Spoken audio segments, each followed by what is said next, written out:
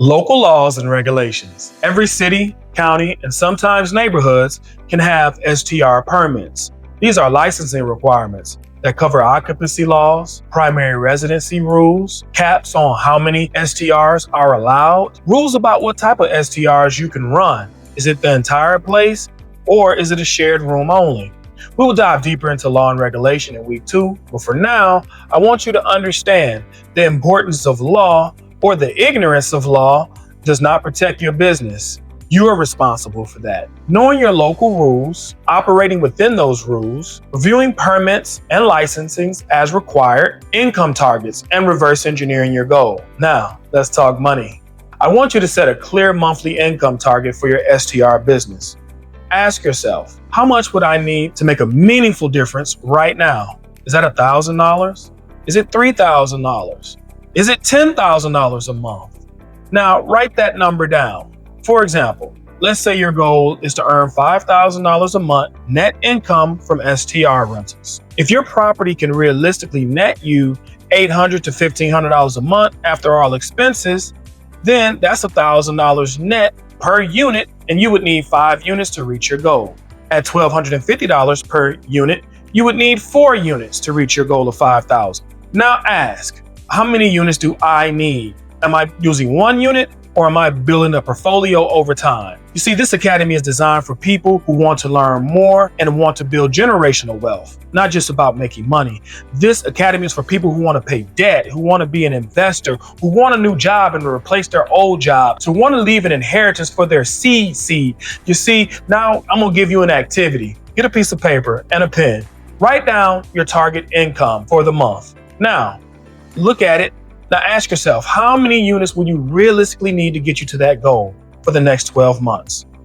Now write that same thing down for 3 years. Then I want you to write, I'm committed to treating this like a real business so that my business can treat me like a real owner. Now, congratulations, the vision is in place. Market research, laws, and analysis. Before you can pick property, you got to pick a person. Short-term rentals are not just about beds and bathrooms. They're about people. Why people travel. What do they value? Why are they willing to pay more? We call this your guest avatar. Ask yourself, is my ideal guest a traveling nurse, a corporate professional, a couple on a weekly getaway, a family visiting for graduations and holidays, groups coming in for events or games? Your avatar will determine the following: the location, how you design your unit, the amenities you provide, and the pricing that you set. With each platform you use. How to research your market. Market research is how you answer. Is this a good place to start an STR business? Where am I going to look at? These are all great questions. Tourism. Do people actually come here? And why do they come here? Are major employers here? Are there hospitals here? Corporate office, universities? Those are critical infrastructures. What about events? Are there recurring events here? Or are there seasonal events here? Year-round events? You know, you have to ask yourself all of these questions. So we're going to get on Airbnb together. We're going to search your target together. And we're going to find similar properties to look at, and we're going to do what we call comps, which are comparables. And we're going to look at the price per night. We're going to look at the occupancy. We're going to also use tools to help us analyze these things. We're going to review what guests are saying. So I need you to document these top 5 things. The highest performance bookings, we're definitely looking at that. And what they have in common, such as design, amenities, locations, etc. Okay? Now, let's discuss laws, permits, and staying legal. You're getting to talk about laws, and I need you to lean in a little bit. Cities care about safety, the noise your guests are making, taxes, and, a lot of other things. So, again, you're going to know what your city is looking for and its ordinance. So, we're going to get down to the basics. And all that is short-term rentals allowed here in my city or not? So, is it only allowed for primary residences? Or is there a cap on how many STR rentals I can own? What about the zones? Am I in the right zone? Or was I doing legal for this zone? And am I in compliance? So you're going to understand step by step about how permits work in each zone, how licenses operate, the taxes you'll need to pay, and the penalties you'll face if you break the laws and get caught. So this is the goal. When you launch, you can say, I know the rules. I'm managing my risk and I'm not guessing. So before you pick a property, you must pick a person. Write this down. You don't just create a listing, you create a solution for a specific traveler. This is where the most beginner hosts fail. They will try to serve everyone and they end up serving no one well. So if your STR business guest avatar determines the location, the price points, the amenities, the decor that you use, it will also be important in your marketing tools, even the platforms that you listed on. So let's walk through the most common avatars. Avatar 1, traveling professionals. My favorite, nurses, because they stay for a long time. So basically, you have traveling nurses, corporate consultants, tech workers, remote workers on assignments, things that they value the most. They definitely got to have operational Wi-Fi. That would be a problem. They need a workspace with a desk, a quiet environment, proximity to the hospital or their corporate centers. They're willing to pay a little bit more for this convenience and for the privacy you're providing, the cleanliness and the reliability as a host that you give them. Avatar 2. This avatar are the families. Now, examples of different type of families, you have visiting families in the area from out of town. They're coming in for the holidays, graduations, and even weddings. Now, they value cleanliness first off top, trust me. Safe parking, washer and dryer, of course, for longer stays, a full kitchen, child-friendly features.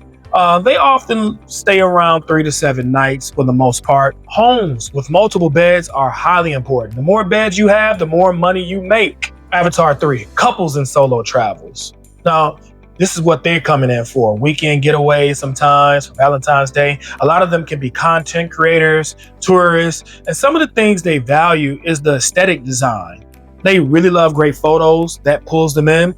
Confidence, comfort, and abundance. Proximity to attractions. These guests usually put their eyes first on a property. Next avatar is groups and event goers. So these people go to festivals, sporting events like the Super Bowl, concerts, they go to conventions, and the things that they're really looking for is the location because they want to be closer to the event space. So they look for larger spaces because they come with people. They look for parking. Is it free parking or paid? They're looking for an easy check-in for the most part and great communication from the host. They pay premium rates during high demand weeks when everybody's in the city. Let's do an activity to build your avatar. Now you're about to build your avatar. Answer these following questions. What type of guest do I want? Why are they coming? How long did they stay? What annoys them? What delights them? What amenities matter the most to them? Write this in full sentences. This is your STR blueprint. It is time to stop dreaming and start analyzing. Market research, where is this question? Where's the location? Is it profitable? Yes or no? Remember, location, location, location. Remove your emotion, just data. Now here's what you're looking for. Step 1, identify demand drivers. Using Google Maps plus local websites, search for airports, hospitals, corporate centers, universities, stadiums, military bases, tourist attraction, convention centers. Each one of these can feed your STR with guests year-round. I like to call them critical infrastructures. Step 2, compare, analyze on Airbnb. You get on Airbnb and search your exact area. Filter for similar bedrooms and bathrooms. Check prices. Look at calendars. What's being booked?